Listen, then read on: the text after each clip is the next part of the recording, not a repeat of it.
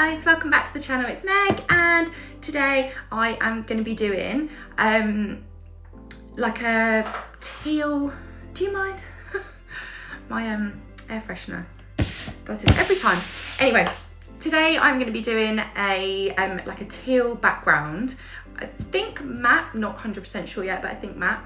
And then I'm going to be doing like a 3D coral effect like pattern on top with like a really bright orange. I've just seen this trending a lot at the minute, and it looks really cool. It's kind of corally vibes. You know, you can take it with just wiggly lines. It doesn't have to like represent coral, but I've seen it a lot, like I said, and I think this is going to be quite a trending design this summer. And obviously summer is approaching very quickly, too quickly in fact. So let's get started. We're going to be doing a bright popping coral nail or abstract nail with our colours. So yeah, let's do it. Okay guys, that is the inspo pic, so we'll be going off of that. I can't remember whether I found it on Instagram or Pinterest. It might have been Pinterest, but I've seen it and we're doing it. Let's go. Okay, so the two colours that we're going to be doing today is Paradise and Jaffa Cake. These are, I would say, the closest shades that we have to the picture that I'm looking at. Both really pretty, really bright, and obviously we're going to be doing some matte, so I would say that both of these shades are going to look 1 to 2 shades lighter than they are currently, because that's usually what happens when you add matte. So I'm going to begin by placing 2 coats of this one down on one nail and 2 coats of this down on the other nail, because we're going to do alternate. I just want you to see how it looks with both. Such a nice colour, so good. I'm such a sucker for like tealy, bluey colours. I never ever used to be caught wearing blue or green or anything like that. And I would say in the last 2 years, whenever I've had my nails done, generally, especially for holiday, blue or green is exactly what I've gone for. We've got some really, really nice colours and shades in like the blues and the teals. Definitely give it a try. If you haven't had like a green before or a blue and you think, no, I'm not gonna wear blue, it's not for me, give it a try, because we've got some really nice colours. I think my favourite green shade is Cloverfield. I wore that when I went to Dubai, and I knew I was going to be wearing lots of like gold coloured jewellery. Look how pretty that looks, by the way. So I'm just going to pop that into Cure now. I think I might only do 1 coat, because I don't think we're going to need 2. It's got such good coverage, and for today's design I really don't think that we need to go ham on that, so yeah, might leave that. Let's put that into Cure. Yeah, so anyway, I used lots of gold jewellery and stuff when I was there, and the green against gold looks so pretty. Definitely really complementing on each other. So this is Jaffa Cake. This is a really bold, bright orange, and it is maybe like 1 shade darker than I want it to be for this design, but like I say, we're going to be using it in a matte form, so it should lighten itself up a bit. I'm just doing this design today on something on tips a little bit shorter, because I did see in a couple of comments recently that people want to see some designs on slightly shorter nails, more realistic and more wearable nails, which is fine. I definitely don't wear nails as long as I do designs, because I could not do anything. This is more my kind of length. So yeah, I'm just gonna do the design today on this length. It just means I have to cut the tips down a little bit. So that's the orange, house done. Beautiful. So I'm gonna put that in. The other one's now ready. Okay, yeah, I'm definitely not gonna bother with a second coat, because you can see the pigment on that is beautiful. I'd definitely say like our oranges and the blues and greens have a really strong pigment. Like the others have a really good pigment too, but I don't know what it is about the shades with the orange and the blues. They cover straight off the bat, like 1 shade, just like that. Okay, so we are going to matte top coat now over that nail. And then we'll start with the design.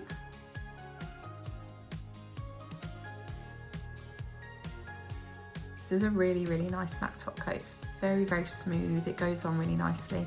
I've never had an issue with the nails not staying matte either. My clients' nails always stay matte. because I've had that problem with a few other brands, is that the matte looks fantastic on the day, but a week later they start to lose their matteness and end up shining up, which is obviously not what your clients want. But this does stay matte. Okay, I'm going to pop that into the lamp and I'm going to swap over now with my Jaffa Cake. See, perfect, beautiful. We're going to add the same now onto this one, matte top coat.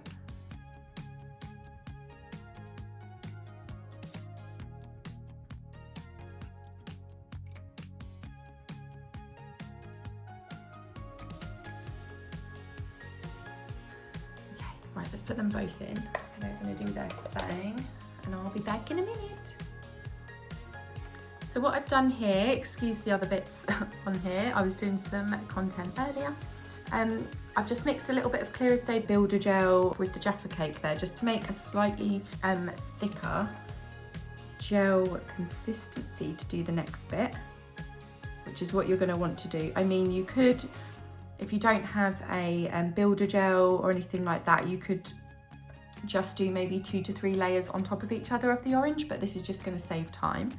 So we're going to begin with the first pattern here, and this just starts at the top of the nail. And if you are using a builder gel, obviously you're going to work it like a builder gel, and we're just going to sort of get our bead, pat it down, and then we're just going to drag nicely round the corner the excess product. And you want this bit to be fully covering at the edge of the nail. Obviously if you're doing this on a client, then you're going to want it to look something like that. You can see it's slightly raised. I might go over it again in a minute, because I do want it to be a little bit more obvious than that. Just trying to get that nice smooth line, which obviously in my world, in Megan's world, it doesn't happen, does it?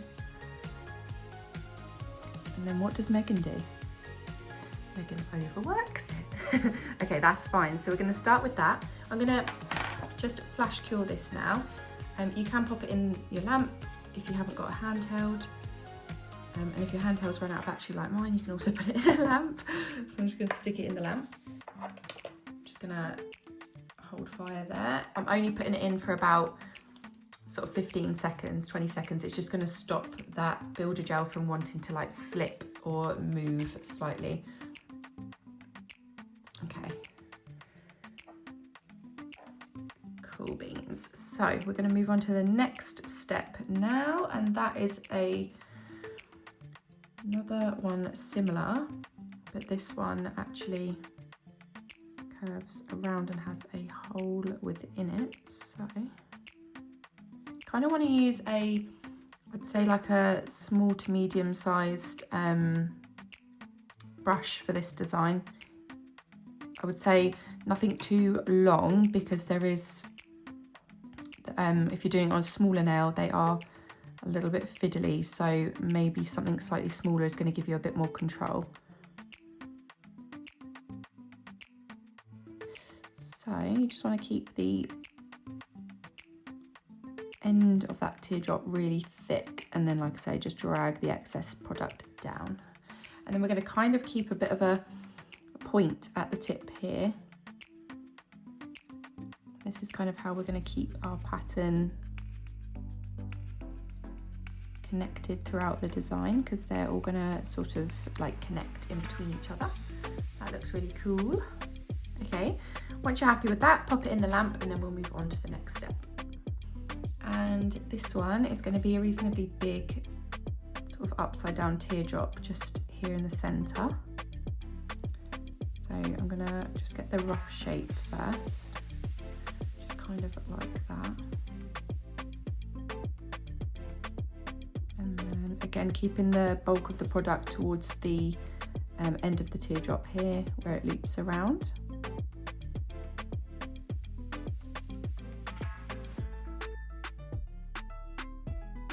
And then dragging it down, kind of just using like a sort of sketching motion with the brush just to drag smallest amount of product down to get that nice point. Okay, cool. And now we can start to refine that. So I'm gonna grab extra product here, and obviously I want that sort of like 3D effect. The edge. And then just relieve the pressure as you go down towards the thinner section so that you don't end up with really thick tip of the raindrop. But do you want it to meet a little bit like this towards the end? That's kind of what the picture showed. The hole in the middle was also smaller than that, so going to be a little bit thicker. We might want to clean our brush off in a second because I can tell it's getting a little bit too thick. There's too much product on the brush. Okay, so that's our base. We just clean excess off of the brush, and then we can start to create that little miniature teardrop in the middle, and just refine our lines around the edges. Like I say, if you're not happy with the amount of 3D that it gives, you can go over it again with a second coat, which I may do on a couple of them before going in with top coat. See, on a client you're not going to be able to flip their finger like I'm doing with this, so just be aware of that.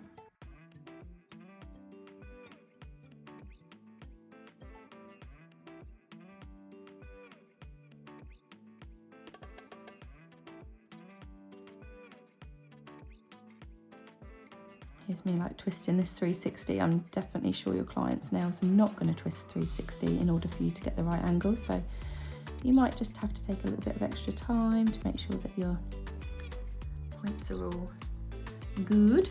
Okay, I'm quite happy with that now. I think that that outer edge there just needs a little bit of crisping up. So what I might do is just push some of the product out towards the edge. And I can go over it again in a minute with some extra product. That looks good. I'm going to flash fill that now.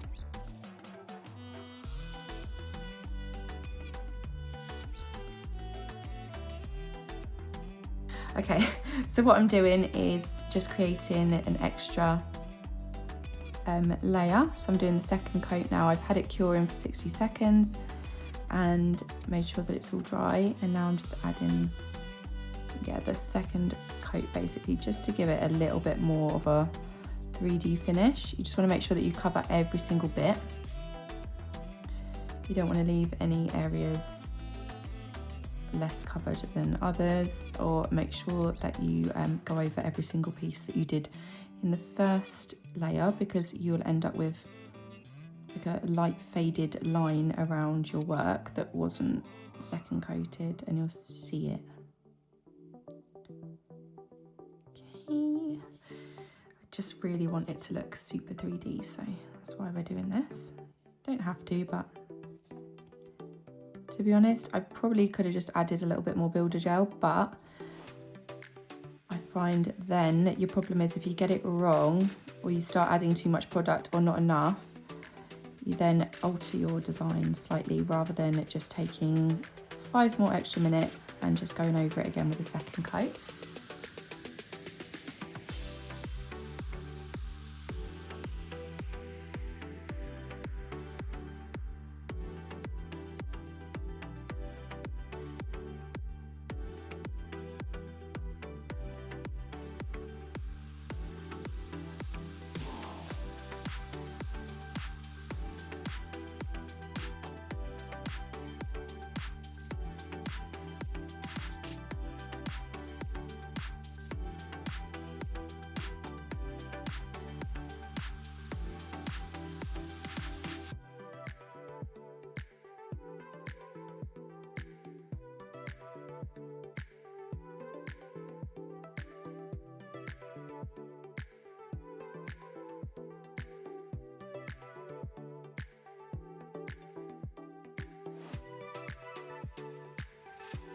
Perfect. Right, that's the second coat done. So we're gonna put it into cure, and then we can use the matte on top. Right, so I did the same mixture but with the Paradise shade. And I'm gonna start on the orange nail now. This one's gonna be slightly different than the first. They're slightly different while starting with exactly the same pattern in the same position. Okay. I'm just doing a slightly thicker line on the top section to start.